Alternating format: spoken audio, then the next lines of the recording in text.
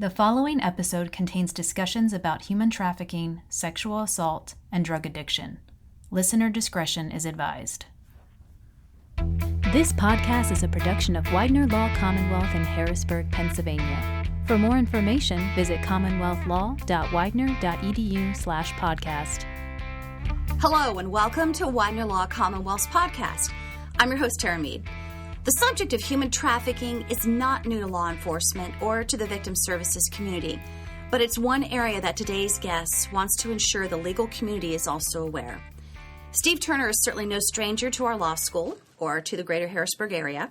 After serving years as an attorney with the Governor's Office of General Counsel for a variety of state agencies, he has also volunteered in a number of capacities, including as a domestic violence advocate, trainer, and pro bono PFA attorney for the YWCA of Greater Harrisburg's Domestic Violence Legal Clinic.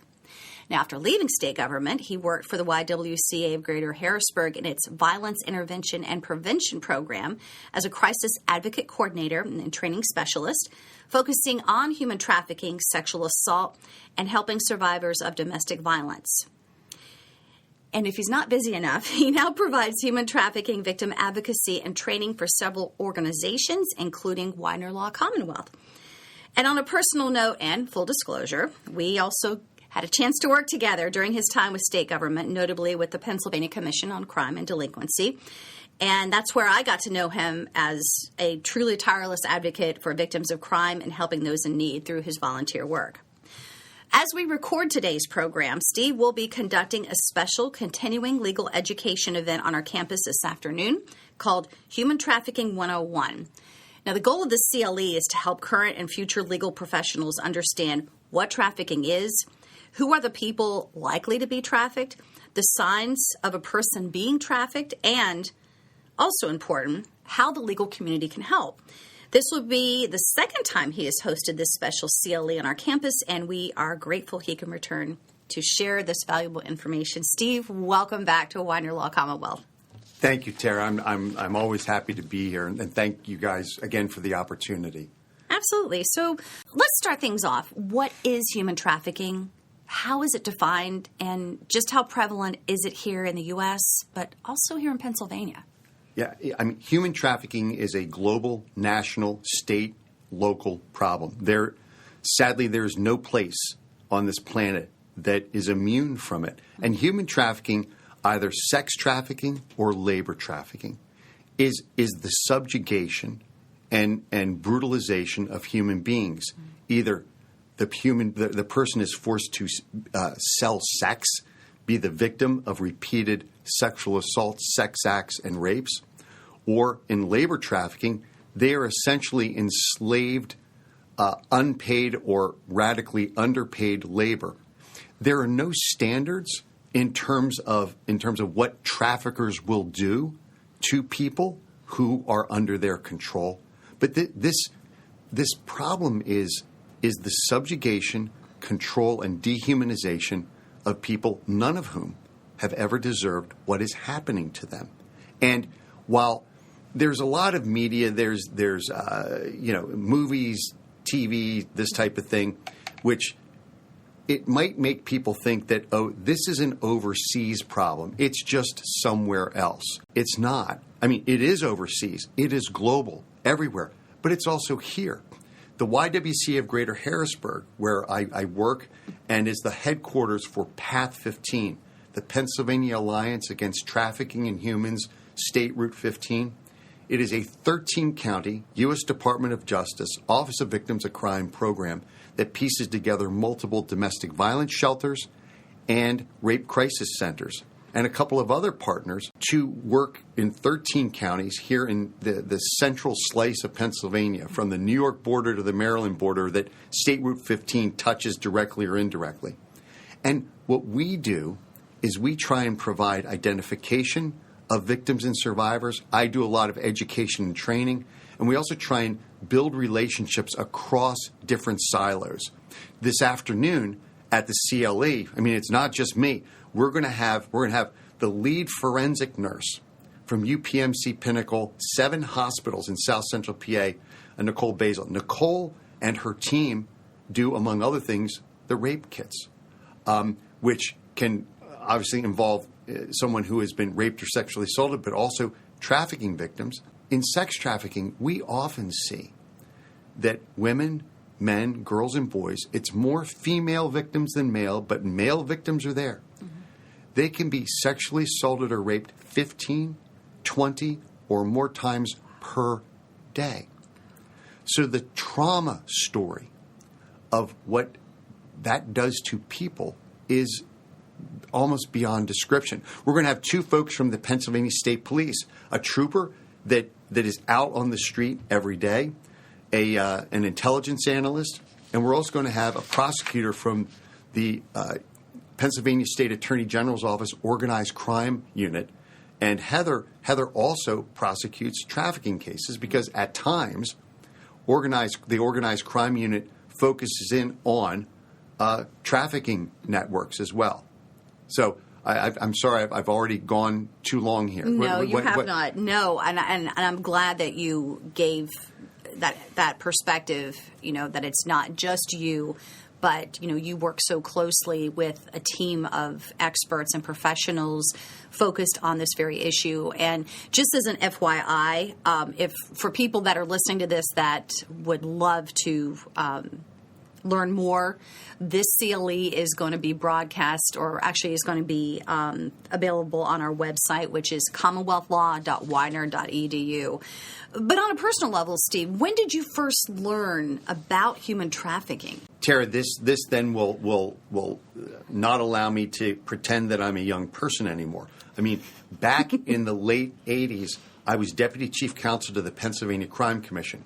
We were gathering intelligence on all sorts of organized crime activities that affected Pennsylvania, directly and indirectly. And one of the things that I worked on with back then NYPD, Philadelphia Police, FBI, Customs, Immigration, DEA, was the trafficking of Asian women into this country. And they were sent to at least 14 major U.S. cities to massage parlors, illegal massage parlors, which were nothing but sex trafficking locations in and around oftentimes Chinatowns. Those different massage locations, for example, there were over 10 around Philly's Chinatown, primarily Korean women who were given the big lie, the false information that they were going to come to this country and be working as maids, cooks, nannies, etc. They arrive, and then their passports and visas were taken, and they became sex slaves in massage parlors that were sex trafficking locations. And the Chinese organized crime figures operating out of Hong Kong that brought them in, then there were 3 different gangs that would provide protection and extortion for these locations. I mean, so that was back in the 80s. Mm-hmm. Now, what's different, and I'm well, you can't see this, I'm holding up my cell phone here. Mm-hmm. Back in the 80s, obviously, there were no cell phones. But so take that horrible phenomena and then pour gasoline, gallons and gallons of gasoline on a fire of criminality. Mm-hmm. Today, between computers, the web, cell phones, and you have a monstrous problem. But so this exploitation of human beings has been going on, sadly, for a long time. Fast forward to today, and we are seeing what we see here at the Y and our partners. Probably about 80% of the trafficking survivors we help are U.S. citizens. About 20% are foreign nationals. The foreign nationals can be from anywhere on this planet, but it's folks right next door. It's folks down the block. It's people in our neighborhoods and our communities. And it can be the most rural place or the most urban place or suburban place. There's no place that's safe. Now, I know one of the things you wanted to talk about was like, what are indicators? What does this look like? I mean, one of the big things, especially in the sex trafficking world, is if you are not already substance dependent, using and abusing substances, illegal drugs, they're going to get you addicted because that is a primary way to control you. And when you think about it, if you are being raped 15, 20 or more times a day, how on earth do you function? You need to be numb. And the drugs provide a horrific numbing effect. But so what do we see? I spend so much time with the medical profession. Our hospital emergency departments are one of the ground zeros for this. So and I work with the nurses, wherever I am, to see who's coming in. So what's happening? Patients are coming in. Oftentimes they are escorted by someone. They're escorted by a trafficker or an employee of the trafficker. And in the company of that person, they are showing signs of fear. Their eyes are often cast down. They're not answering questions, or they're looking for permission to answer questions. It's very different than a concerned friend or family member bringing a patient in. The behavior is entirely different because there is fear and intimidation there. There are bruises. There's evidence of malnutrition. There's evidence of all sorts of injuries. There can be evidence of torture. We can see, the nurses can see and the physicians can see brandings and tattoos. I mean, and oftentimes these are gang signs or signs that the pimp or whoever is controlling the person uses. There is depression, anxiety, PTSD. There's all sorts of manifestations of symptoms that in and of itself, any one of them, any patient could display. But when you look at the totality of the circumstances, when you look at how that person is presenting and how they're reacting and the condition of their body and their mind, you then can see, you know what? Let's see if we can find a safe space, a safe place to have a conversation. And this is where being trauma-informed is so important. I mean, none of us ever come up to somebody and say, hey, you look like you're being human trafficked. Let's talk about this. Right. I mean, it wouldn't even, yeah. No. It's what we do is what you and I are doing right now. Open-ended conversation. Mm-hmm. But as you're talking to someone, for example, one of the things as we converse, and I do this in our shelter where we shelter women and women or women with accompanying children for domestic violence and trafficking. I mean, we will have conversations about some things that a lot of us are going to take for granted. Where do you sleep? Where do you put your head down? A lot of times they don't know. Some don't know where they are. Or they don't know if tonight it's going to be a couch, a floor, a car, a hotel, a crack house. There is no certainty in that. When was the last time you ate? Now, and this is separate from the hunger issues that we face, across this country anyway. But, the malnutrition and dehydration that runs with this.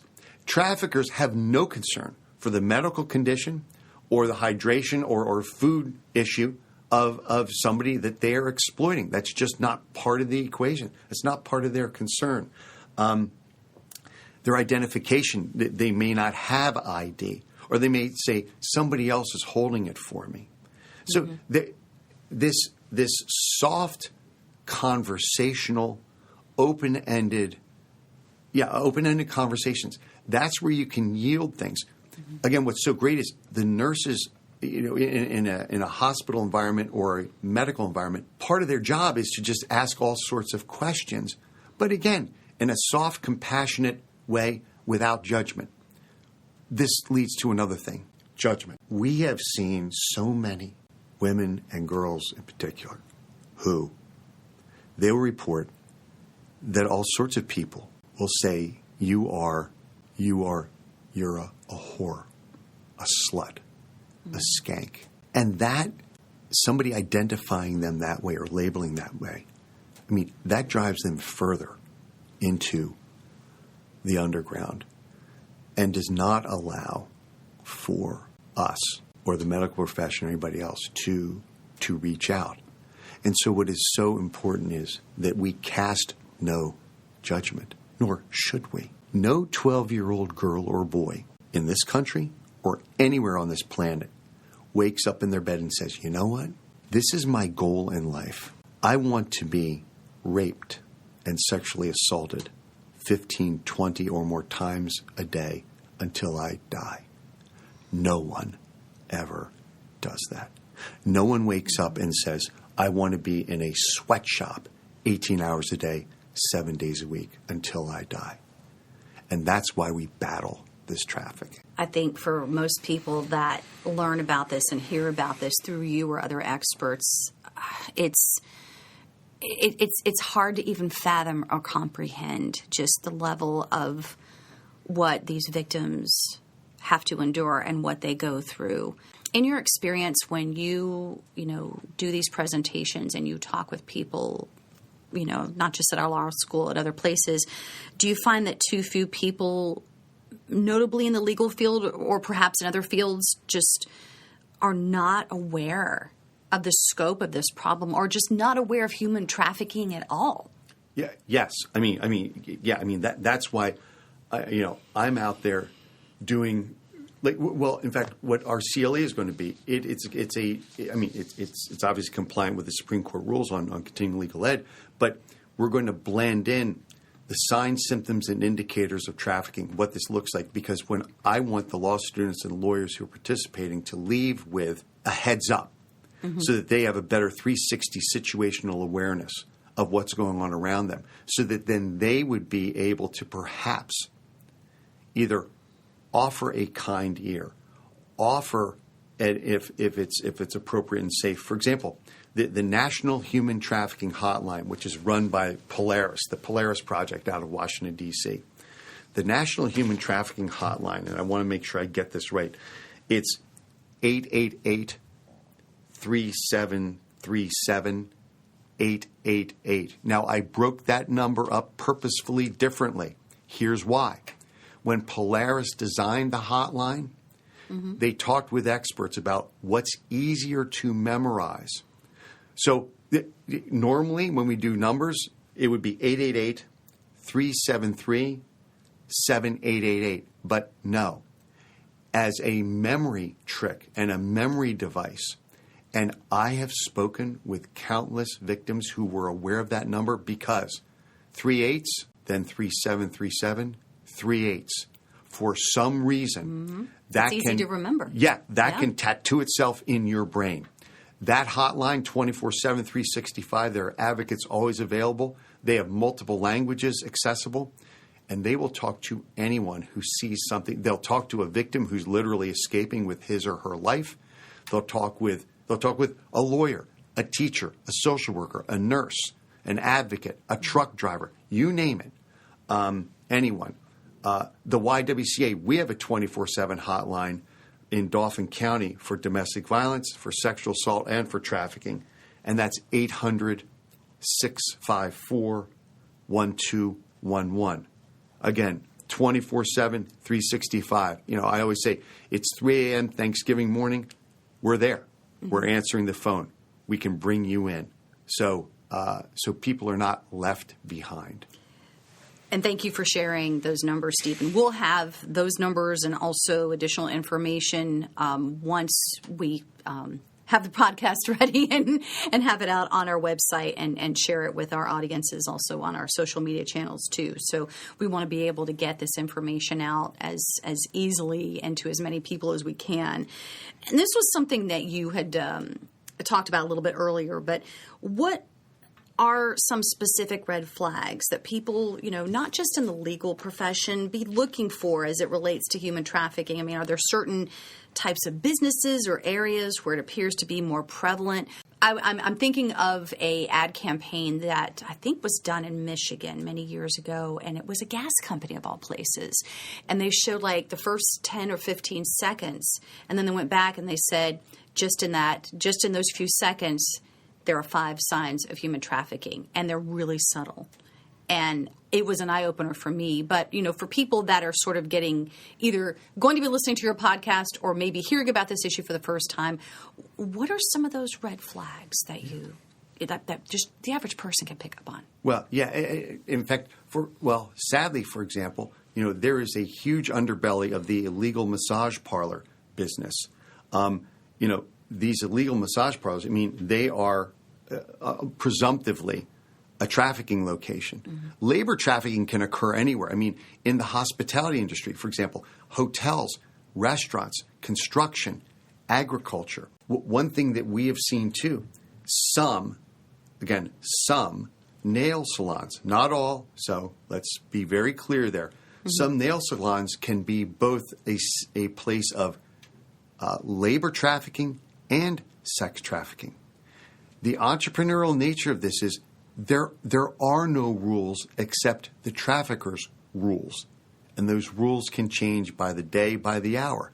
It's entrepreneurial. It is improvisational.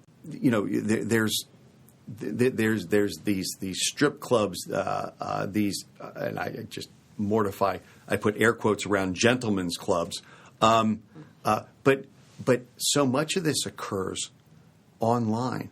So much of this occurs by people engaging on their phones or their computers and looking for, quote, dates, end quote, or a girlfriend experience, or escorts, or massage. And I do not recommend anybody doing. If you do some sort of wide open search on your phone or your computer, it's going to blow up. You are going to get all sorts of stuff coming in that you had no idea, nor do you want on your phone or your laptop. But the ability to dispatch people, to either out-call or in-call, you know, again, don't do this, folks. Don't do this. If you did, you know, out-call massage, Harrisburg area, you put that on your phone, you're going to get so much junk coming into your phone. If I were a John, which is the purchaser of commercial sex, if I were a John sitting here at the Widener Law Library and I plugged the right information in, I could have a teenager and a pizza both here within 30 minutes. That's just hard to it's just mind-boggling. So the capacity to react to this, you know, there are certain hotels, for example, where you can tell based upon traffic patterns that it is likely a trafficking location. The police know where to look, and based upon patterns.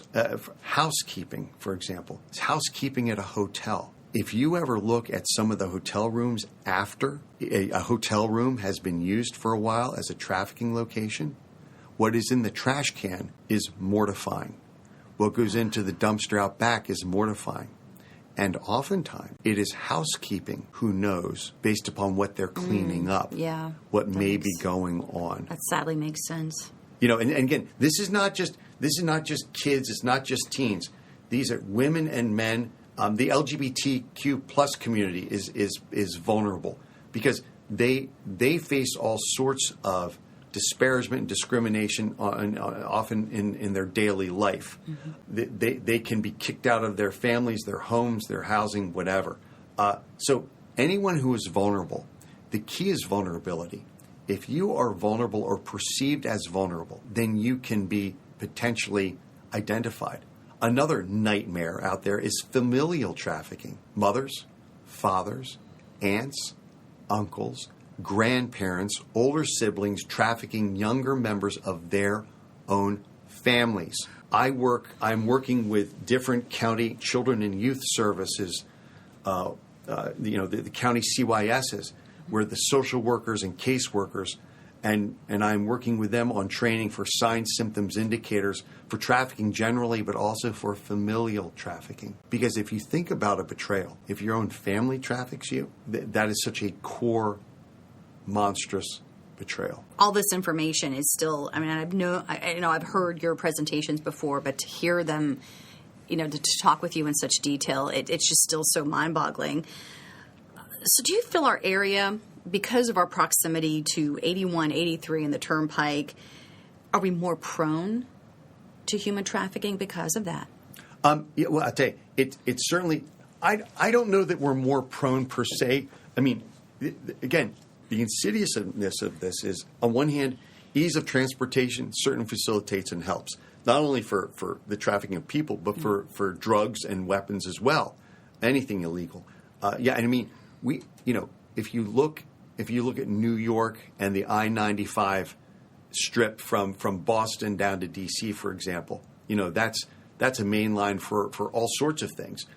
So quiet little Harrisburg, quiet South Central PA, not so quiet, actually, because it's a smart place for bad guys to do illegal business, because we're not that far away. And 81, 78, the Turnpike, 15, 11, 83. I mean, we are a confluence here of so many state and national networks and roadways that it's easy to move things in and out. But again, I don't want to mistake anybody. You head up into our northern counties. I mean, we go up to Bradford and Tioga as part of our Path 15 coverage area. The drug addiction phenomena, the fentanyl, the opiate, fentanyl, crack, meth, coke, and whatever combination. Everybody's cutting everything with fentanyl, which, of course, fentanyl is a nightmare because 1 microgram too much and you're in respiratory arrest. That's true. And there's only so much Narcan that can bring you back depending on the fentanyl load. And, of course, the bad guys who are mixing it never bother to worry about how much fentanyl cut they're putting in fill-in-the-blank drug combination that they're giving you. I digress. So, but the rural areas have huge drug problems that hides because, it's just in the middle of some tiny little burg, some tiny little ville. Well, guess what? When you run out of money to pay for that addiction, what's a quick and easy way to pay for it? Selling your body, connecting with somebody who says, hey, I will take care of your drugs. Here's all you got to do. And then they get caught in that loop. Yep. That and cycle. Yes. And so again, when you have people who have grown up hard and in, for example, in domestic violence or sexual assault environments, they can be medicating away their pain. They run out of money to cover that, and then they can be recruited. They get desperate. Yes. Yeah. Peers Recruit peers. This afternoon, I'm going to talk about a case. Again, obviously, I anonymize all of these war stories, and they are war stories. This is a war out there. But of a kid at 12 who started buying from another 12-year-old in middle school.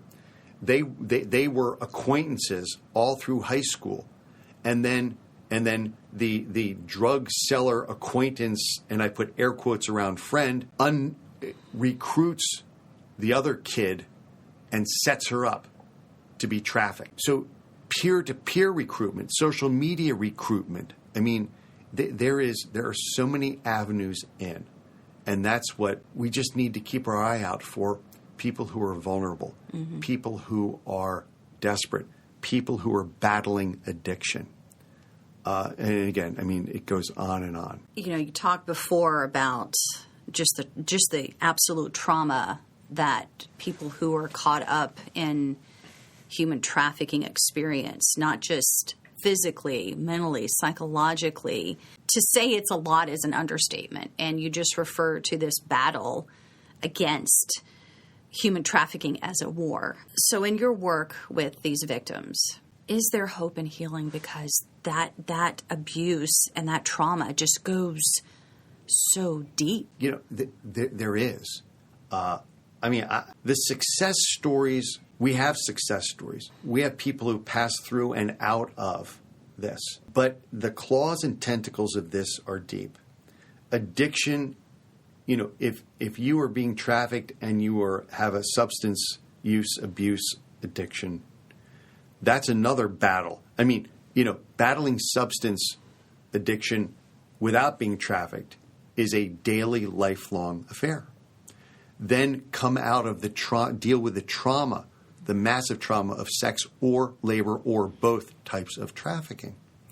This really is a story about trauma. It's about waking up to and paying attention to trauma. And across the board, no matter what profession we're in, looking for and being sensitive to trauma and trying to ensure that it is addressed and that it is addressed compassionately. Now, you said about hope.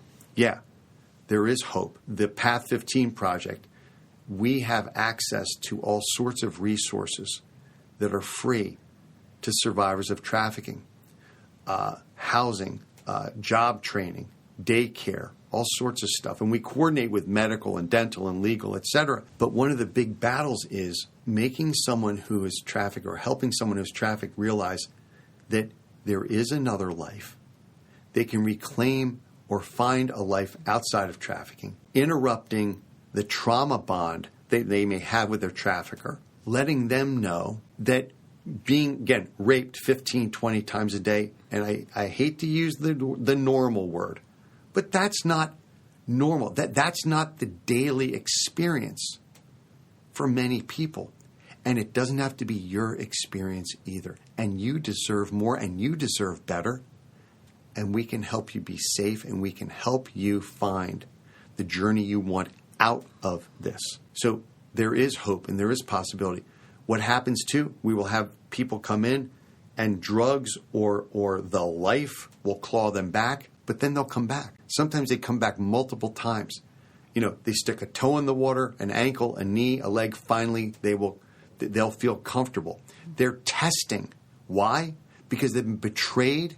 They've been lied to. They've been manipulated by so many people. Right. So why are we different? We might, say some things that sound intriguing, but are we trustworthy? Are we going to judge them? Are we going to be there the next morning and still be the same as we were the day before?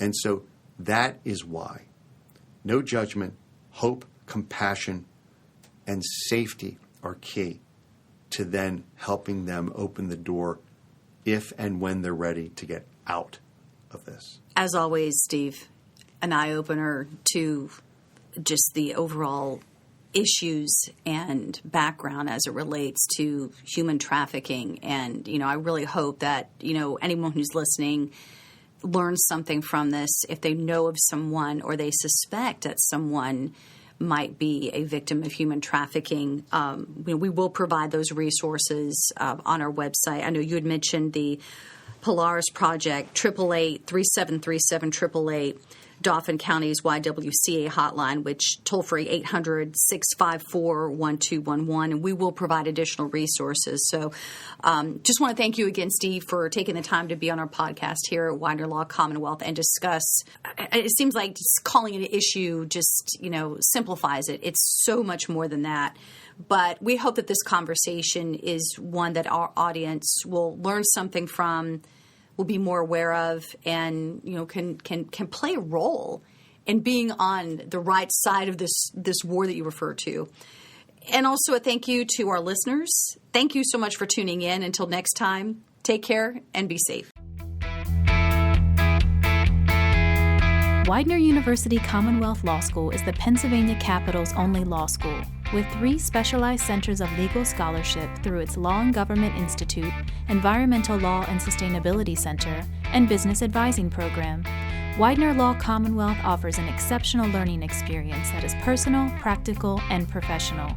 Visit commonwealthlaw.widener.edu for more information.